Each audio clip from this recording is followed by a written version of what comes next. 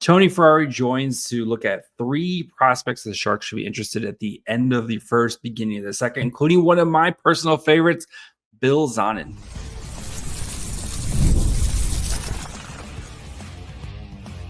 You're Locked On Sharks, your daily podcast on the San Jose Sharks, part of the Locked On Podcast Network, your team every day.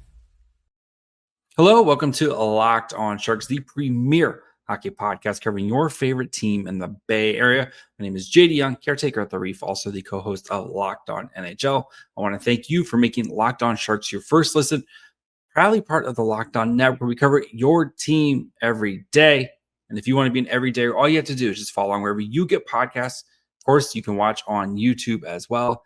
And today, our good friend Tony Ferrari joins to profile three players, Bill Zonnon, Charlie Trethway, and Hensler here. One forward, two defensemen, who I think the Sharks should be looking at kind of that end of the first, beginning of the second picks. Well, we're going to start here with Bill Zonnon, who's one of my favorite players and feels like a Mike Greer pick. So let's get to it with our good friend. And now we bring in our bald king, Tony Ferrari. And Tony, let me be the worst person to tell you congratulations, buddy. Thanks, pal. Thank you. The worst person to say it. Not the first, the worst person. Yeah, it's a pretty shocking turn of events to have someone willingly commit to me for the rest of their life, but I must have been funny looking enough to get her to do it. You got good value with the draft selection. You can't, couldn't pass it up. So we're going to be looking at speaking about good value. Look at that segue, Tony. It's almost like I've done this once. Look, we're going to be talking about guys who might be good value for the Sharks at the end of the first, beginning of the second round as we continue to dive into some of these players. And we're going to be starting with a guy who I'm very intrigued with because he does feel like a very Mike Greer type of player, and that is Bill Zonnon. Zanin, 6'2", 190 pounds, left-handed forward playing in the Q, 64 games, 28 goals, 55 assists, and 168 shots on goal. Coincidentally, everybody we talk about today is 6'2", just worked out that way. But I ask you, Tony, what makes Bill Zonnon an intriguing player?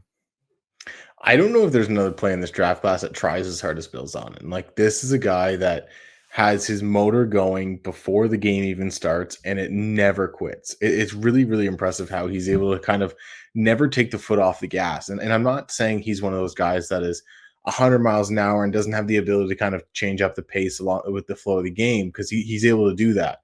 But he's a guy that he's going to go in on the forecheck and outwork every defender. He's going to go in and win every board battle. He's going to get to the front of the net and make a lot of things happen.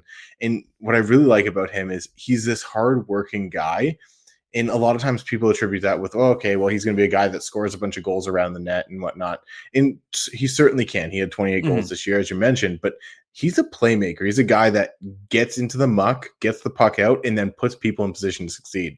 I love Bill Zonnon. He's one of my favorite players to watch in this draft class because he is just so entertaining and pace pushing and constantly active in the game. He brings a physical element. He brings the speed that you want to see. And I know some people are going to get on him. It's not the most technically sound skater. It doesn't matter when you beat everyone to the puck by 2 strides. So if he does develop some additional technical skill in the skating department, look out, because this guy is going to be able to absolutely dominate on the forecheck and as an energy line guy, and maybe doesn't have that top line upside, but as a middle six guy, there's a lot to like with him. So dog per 60 off the charts. Is that what you're saying here? Absolutely through the roof. Like, he's got 7 dogs in him. Like that. This kid's crazy. So, okay, like, this sounds great. Why is this, I'm seeing him mocked to the Sharks or like end of the first round. Why is this guy, especially in this year's draft, why is he not a potential top 15 type of player? Because it sounds exactly like what a lot of GMs like, a guy who's going to try every shift. He's, he can score. He's got size to him. Like, what am I missing here? I think the big thing with Zanin is there is an unrefined element to his game, and I talked with the skating technically. Like, the technical aspects of his skating isn't great, but sometimes there's a bit of running around just to run around in his game as well. So I think that's something that people kind of have concerns about. And if I'm being honest, I think there are more people in the NHL catching on to what I've been preaching for the last few years.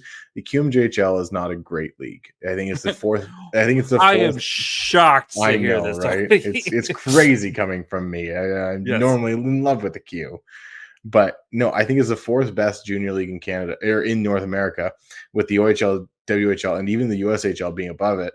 And I think with the QMJHL, there are people that have concerns about it because it's a lot of guys taking advantage of soft defenses and defenders who aren't necessarily physically imposing by any means. So I wonder if there's going to be an adjustment with a guy like Bill Zonnon in terms of, yes, he goes into every corner and wins a battle there, because sometimes he's not going up against guys that are even really pushing back very hard. So it's going to be interesting to see how he adjusts, but everything in his game, it screams high-end forechecking energy line guy.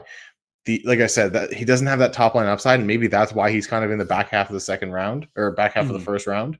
But man, this is a guy I look at and I go, he is the perfect third guy on a line, in my opinion, or the perfect second guy on a line, because you have your star, the guy that drives play, the guy that does the thing that you want the line to do.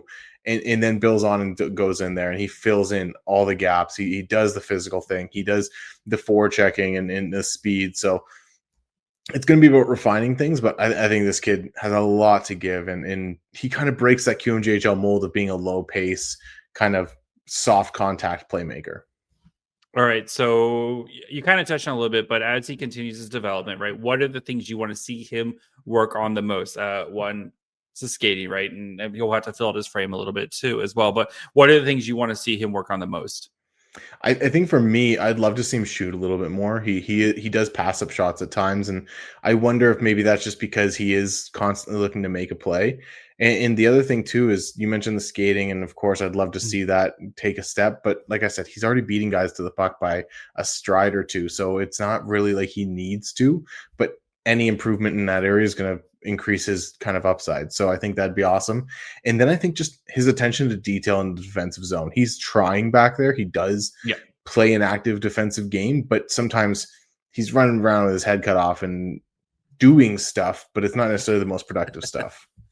Doing per 60 off the charts. Like I go back to like a guy like Alex Kerfoot, who's like cardio per 60 is through the roof, but like he's doing a lot of nothing, and in the defensive zone, at least I think Bill Zonnon can do that. So it's, again, I'm an idiot, but it sounds like to me this is a guy who maybe like kind of a mold of clay, where if you get him with some like professional coaching and like get him in your system and work with him over the next couple of guys, like this could be a guy that we're talking about, like how did he slide to the back half, because he's just going to be probably one that's maybe not putting up crazy stats, but just one of those guys that I think that you need like in a playoff series, or that you need on the line. Like it's crazy to me that just from everything I've read and highlights I've watched, that he is projected to go this far back. I'm boggles my mind, right? Because teams trade for these type of guys all the time, right? Yeah, that's the thing, right? He's the guy that teams love to trade for at the trade deadline. So I think I've been higher on him than consensus for most of the year, and it's just because there is that dog factor. And I know, like I'm an analytics guy. I do like to look at the numbers, but the dog per 60, the dog per 60 is the most useful stat. It's so integral, and I mean, listen, I know San Jose hasn't been in the playoffs recently, but they have had some long runs, and there's always a guy that plays a key role in a second or third line that you're like, that guy. Like we have Joe Thornton, we have Patrick Marleau, we have Pavelski, we have Couture. That guy is the reason we got to the third round, though. And a guy like Bill Zonnon could be that guy. Yeah, I love Bill Zonnon. If the Sharks walk away with him, with that Dallas pick or like whatever, I would be ecstatic, because I feel like it's a really like straightforward NHL path for him. Yes, it's going to take some development stuff, but you can see him playing in the NHL and you can see him being super effective in the NHL, and you put him around the Sharks playmakers and play drivers and he is going to thrive with the Sharks. I 100% see Bill Zonnon just having a outstanding NHL career, especially if the Sharks draft him. So Mike Greer, do the thing. All right, before we continue, we look at Charlie Trethway, mobile defenseman. Do want to take a quick break here.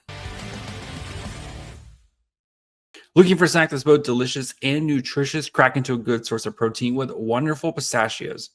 Wonderful Pistachios is one of the highest protein nuts. Each one out serving has 6 grams of protein, giving you over 10% of your daily value. Plus, they're packed with fiber and better for you unsaturated fats to help keep you feeling fuller longer. Personally, I love the in-shell variety. I love hitting the little crack. Just the plain salt ones are perfectly fine with me. Or they have no shell as well. I'm not going to shell shame you if that's what you like, with a bunch of different flavors. So get snacking and get cracking with the snack that packs a protein punch. Visit wonderfulpistachios.com to learn more. All right, let's move to the defensive side, and we're going to be talking about a U.S.-born kid who's got some intrigue with him. So Charlie Trethway, 6'2", 196-pound right-handed defenseman. Played for the U.S. national team this season, is going to BU, so ring the alarms right there. 63 games, 6 goals, 14 assists, 84 shots this season. So what makes Trethway a intriguing player? I think he's been the best defenseman on that NTDP team this year, and it's not a strong year for that team, but Charlie Trethway kind of brought a steadiness and an air of calm to that back end for that US NTDP team, because this is a guy that has the mobility that you want from a defenseman. He has good size. He can play physically. He moves the puck well. There's just a calmness about his game. He doesn't have really the flash that we've seen from guys coming out of the NTDP on the back end, with whether it's the Hudson brothers or Luke Hughes or Seamus Casey. Hut size, excuse me. Hut size. Yeah, the hut size. Sorry, the hut size. But he brings a steadiness that you want to see, and a guy that I look at this US NTDP team and I'm like, yeah, there's maybe a few guys that I'm intrigued by. And Charlie Trethway is a guy that I look at and I go, if anyone's going to be a top 4 defender from this team, it's probably going to be him. And it's going to be because he does play that steadying role. He plays a role where he's not getting himself into trouble. He's not making too many mistakes. He just kind of goes out there, wins his minutes in a very calm, steady, non-flashy way. If you don't hear his name on the broadcast, it's probably a good shift for him. Yeah.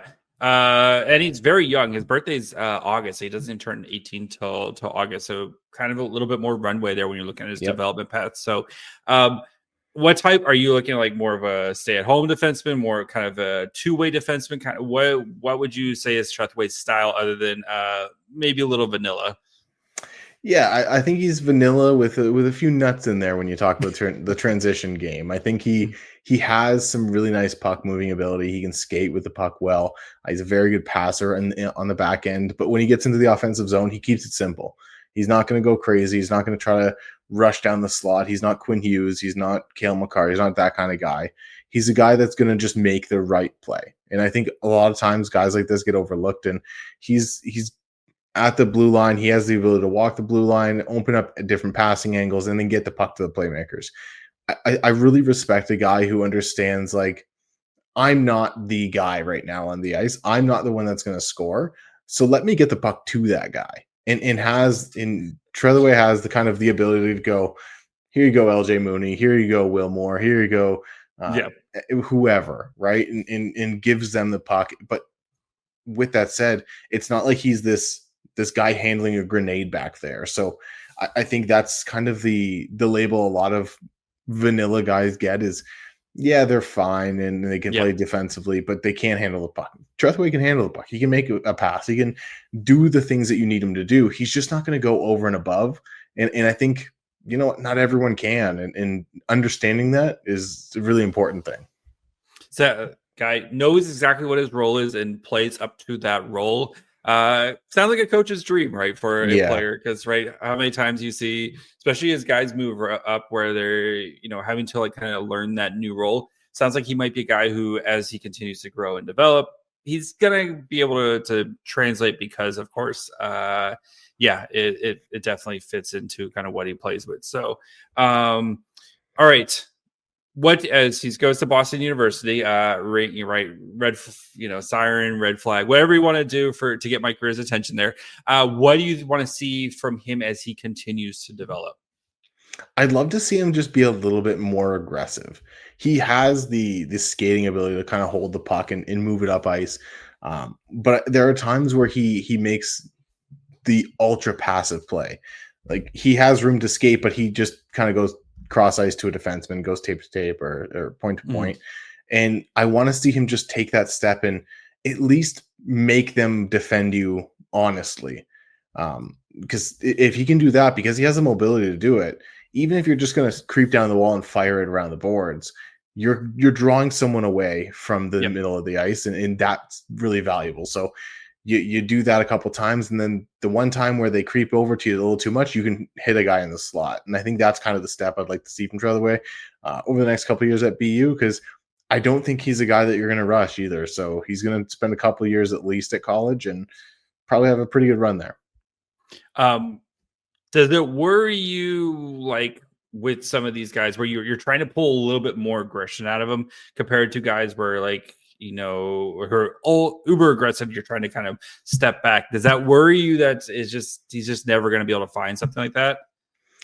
It does a little bit, and this is always my kind of trepidation with a guy like this is it's much easier to kind of cool a guy's flame than to light the fire.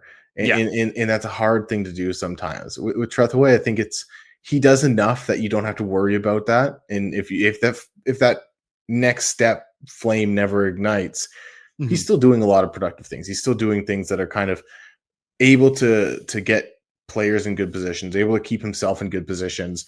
And I'd like to see him just become a little bit more aggressive in all aspects, even on the defensive end.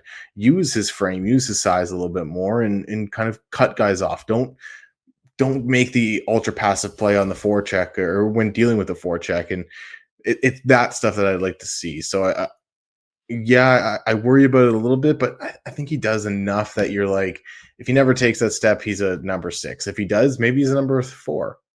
Okay. Sorry, excuse me.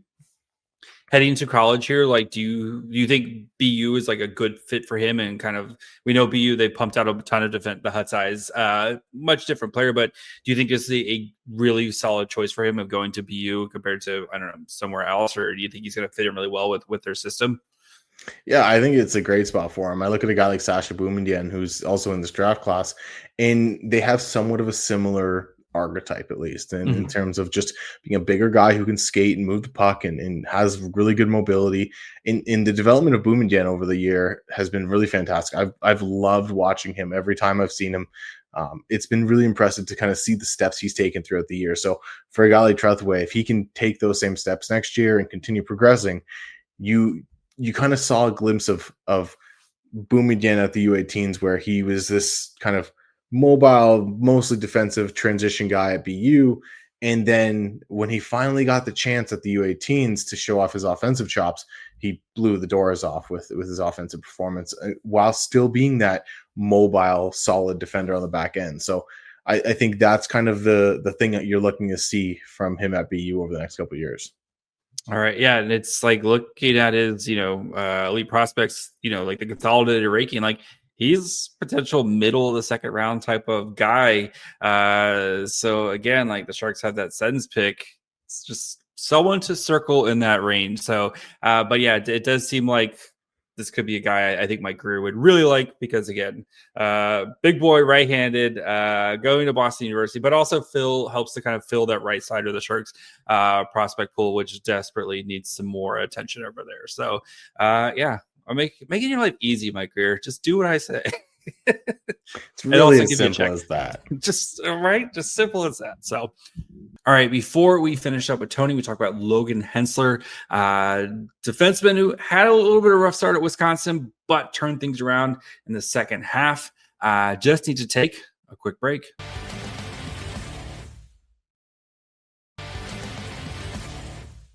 All right, we're going to finish up here by talking about another defenseman.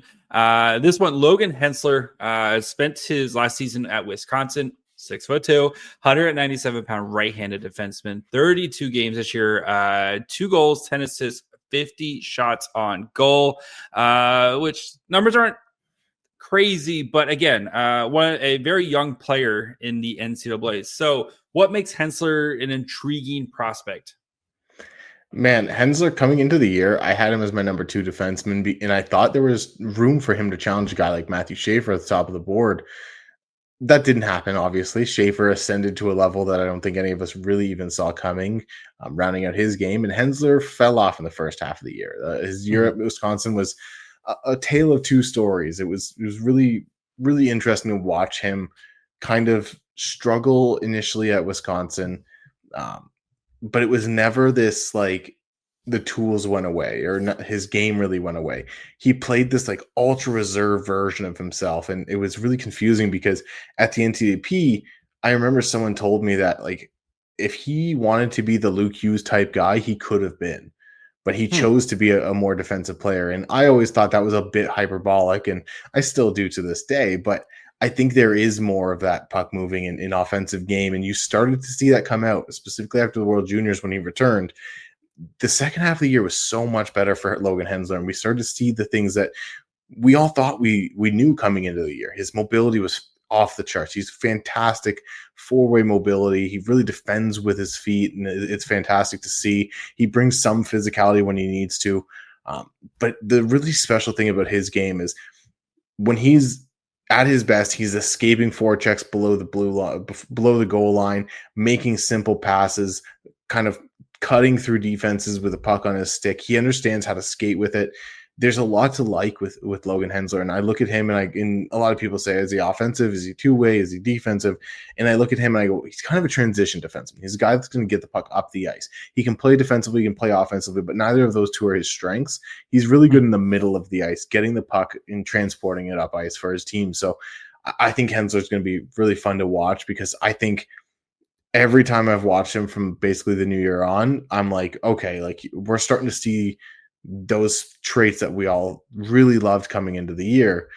And I whether it was adjusting to the university level, whether it was adjusting to a new coaching staff, or kind of Just whatever adjustments in life, right? Yeah. Let's put it frankly, like Wisconsin's been an up and down program over the last few years, and there's been a few prospects that have gone there and had their development affected, at least. And a lot of times you see them transfer out. That doesn't seem to be the case with Hensler, and the recovery in the second half was really encouraging. So I want to see him build off that going forward, because man, like someone could draft this guy 23, 28, 32, 37, and like they're going to get a player that could be a top 15 player in this draft class.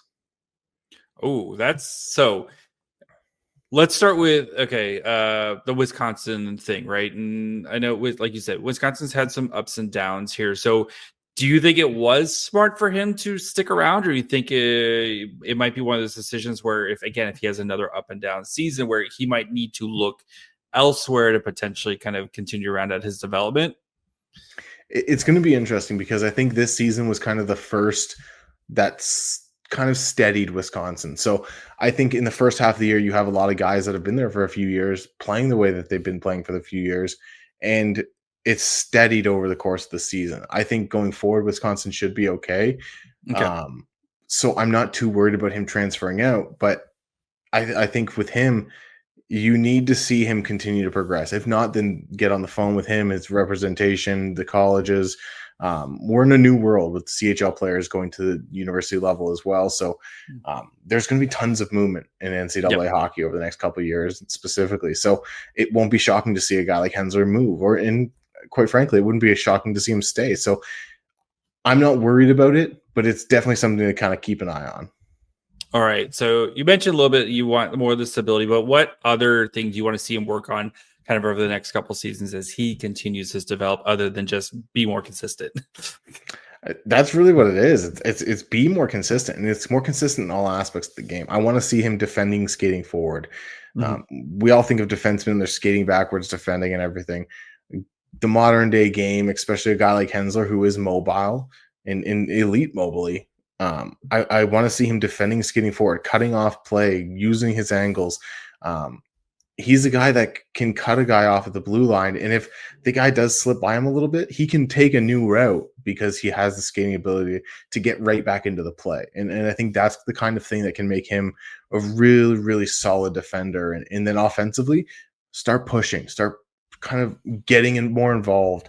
There was times at the end of the season where you saw him start to make plays and really start to involve himself in the offensive game, pinching down the wall to keep pucks alive, skating laterally along the blue line, jumping into the slot and different things like that. So those are the things I want to see more of from him, because while I do think the person that told me that he could have been the Luke Hughes of his draft, of his NTDP year, was maybe a little bit aggressive with their take, I do think there's more offensively for him. And I think we could see that next year at the University of Wisconsin. For Hensler and kind of the timeline, do you think it's probably, especially because he's an older player in this draft, right? As an October birthday, already got a year under his belt. So do you think it's probably 2 years before he's turning pro? Then I assume, at least a season in the AHL before he's kind of making his full-time NHL player? Yeah, that's what I would look at it as, is 2 more years. Maybe he jumps into sign his NHL deal at the end of those 2 years and plays a couple games down the stretch in the NHL and then plays the next season in the AHL or something like that. So it's going to be interesting to see how he develops, and that'll really kind of tell if he can take that step offensively and kind of bring that consistency back to his game.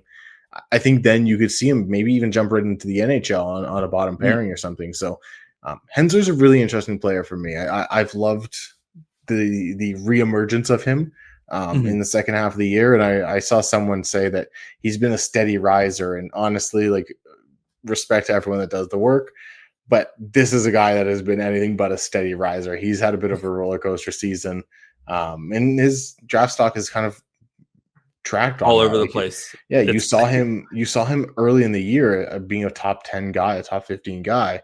And then you saw him fall completely out of the first and second rounds even. And now he's creeping back into that late first round. And I've seen even a couple of lists with having him in that 10 or in that 15 to 25 range. And I think that's where he probably belongs. That was going to be my next question, is would you feel comfortable drafting a guy like him? And are you just saying, you know what, the first half of the season, we're just going to throw that away, whatever happened there? Or and just say that we believe in the second half of the season, and that's the real Hensler here. So where would you feel is a comfortable range for him? Well, on my rankings that I just released, he is sitting at 21. So in that 20 range would be pretty obvious to take him. I look at him and a guy like Blake Fiddler and other defensemen in that range. There's not many, to be honest. It's him and Blake Fiddler pretty much. So, and then Sasha Boumedienne, who I talked about earlier, who is kind of the next guy on that list. So, right in that mid round is kind of where we're starting to look at a guy like Hensler, because, like I said, there's a real chance that this is a guy that ends up being a top 15 pick in this draft class, because all of the tools are there. He has the size. That first half of the year was rough, and you saw him look lost on the ice, but then you saw him find his game and really emerge in the second half. So I would love to see that second half be the true Hensler, because that's the guy I saw for the last 2 years at the USNDP. So I would love to see that come back and really show out to be the player everyone kind of thought he could be coming into the year, where not only myself, but a lot of people had him as the number 2 or even the number 1 defenseman on their board. Idiot. Matthew Schaefer. No. Tony, thank you so much for your time. Sorry, I just called you an idiot. It's okay. It's okay. You'll be back. You'll be back for more, because I will. We will. So where can the people find you? I know you're going to be continuing to ramp up stuff here as we get inch closer and closer to the draft. And before we welcome our new overlord celebrating Misa down the middle to dominate for the next 15 years. So where can we find you, buddy? You can find all my stuff on Twitter, X at the Tony Ferrari. I just released my latest draft rankings, the top 64. It's kind of a bit of a teaser to my final list at the end of the year. We're about 6 weeks away from that one coming out. So it's a ton of fun, and I've gotten lots of nice comments online about it. So it's definitely not chalk. It's not the consensus list that you see. For Sharks fans, Mesa's number one. So You there's were a on lot. this very podcast arguing I why the Sharks was should take with Mesa. that And idiot Bill Scouch. I mean, again, two legends and William Scouch, right? Yeah, That was the intro. So thank you so much, Tony. We'll talk again soon. Enjoy your family, buddy. Special time in your life right now. So thank you very much, pal. all right. Of course, I want to thank Tony Ferrari for coming on, talking about the prospects here. Bill Zonnon, man, like if he's available, you'd have a really hard time talking me out of picking him. I just feel like he's a my-career type of player.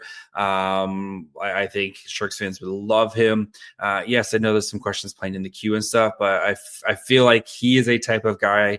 If you were talking about dog per 60, Bill Zonnon, dog per 60 for days. I think it would be a perfect fit with what the Sharks are building there. I know, again, there's going to be people who say defense. Bill Zonnon's good, man. Anyway, so that's going to be it for me today, though. We'll continue our draft profiles. We got another one already scheduled for next week. So make sure you're following along wherever you get podcasts. And, of course, you can watch on YouTube as well. Follow the show on Twitter, Facebook, and Instagram at Locked On Sharks. Follow me on Twitter and Blue Sky at My Fry Hole. Till tomorrow. Bye, friends.